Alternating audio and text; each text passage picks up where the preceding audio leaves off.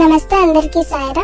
మా ACH Mini Foods కి స్వాగతం సుస్వాగతం. మా ఛానల్ చూడటం ఇదే ఫస్ట్ టైం అయితే ప్లీజ్ సబ్స్క్రైబ్ చేయండి. కింద ఉన్న బెల్ బటన్ ట్యాప్ చేయడం మర్చిపోకండి. మీకోసం మరిన్ని కొత్త ఇంట్రెస్టింగ్ వీడియోస్ తో మేము ముందుకు వస్తాం.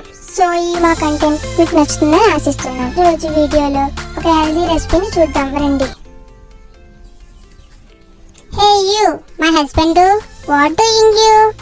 It's coming, you know. Did you told the car to the station? Oh my dear sweet wife, will you shut your big mouth?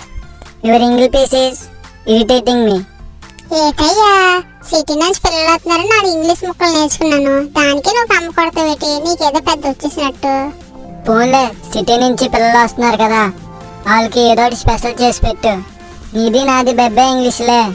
పిల్లలు వస్తున్నారు కదా, వాళ్ళకి ఏదో చేసి పెట్టు స్పెషల్గా.